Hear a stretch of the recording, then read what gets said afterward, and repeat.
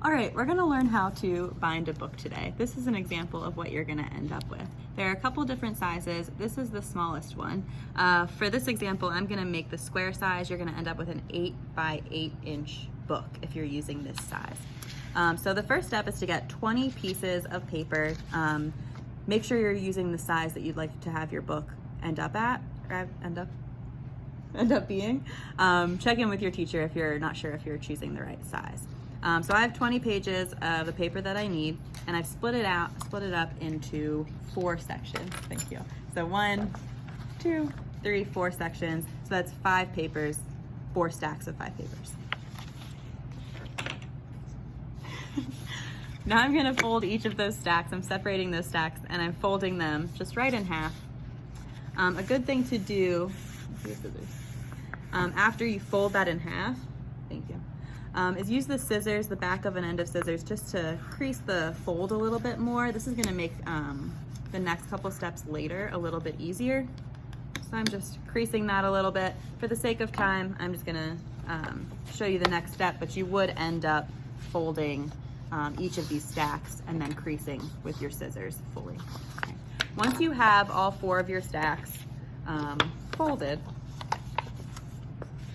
you're gonna put them all together and mark where you're going to be poking holes in the next step. And that will make more sense when I get to that step. But once you have all of these folded, you are going to make a couple marks just to guide the next step that's coming. So I'm gonna use a pencil and mark about the middle of where my fold is. So this is the folded side that I have here. I'm gonna mark where the middle is, okay, just right there. I'm doing it a little bit larger than I need to on my paper just so that you guys can see it during the demonstration, but there's the middle right there. I'm also going to make 2 more marks and just evenly space them between that middle mark and the edge of the book. Okay, so I'm gonna make them right there, right here and right here. Okay, it's not a big deal if you make them uneven. You can just go ahead and mark them where they need to be and then go back and erase the marks that you don't want. It's really not a big deal. These aren't gonna show up later, so you don't have to be super particular about it. It doesn't have to be perfect. Okay, so that's where those marks are gonna go. I could even move this one over just a little bit, but I'm just gonna leave it where it is. I'm gonna go ahead and make sure those are in line, and then I'm gonna use the same pencil to mark on all of these books just by bringing that line down. So I just have a little bit of a mark on the sides of those folds. Next, you're gonna take one of those stacks. So I have all my other stacks sitting over here. I'm just picking up one and focusing on that one for this next step. You'll need to get a couple materials for this next step. You'll need a wooden board.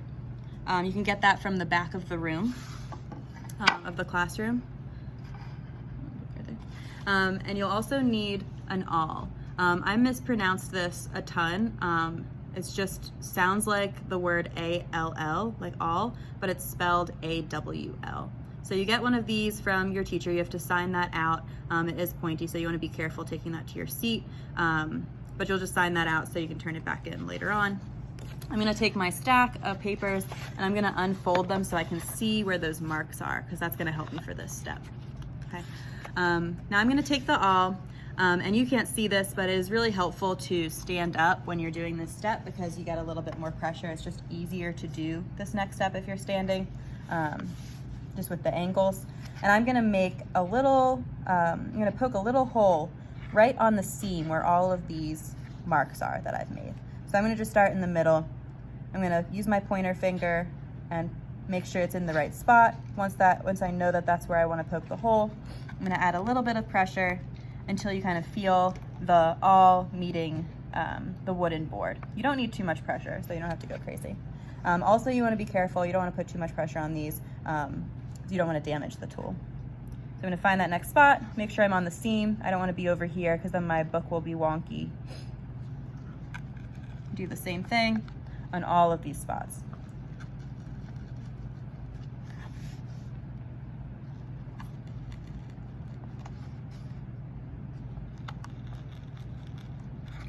Then I'm gonna set that aside and I'm gonna go ahead and pull another stack and I'll do the same thing, unfolding this and poking holes in each of these spots. So So I'll do that a total of 3 more times after the one that I just fully demonstrated to you.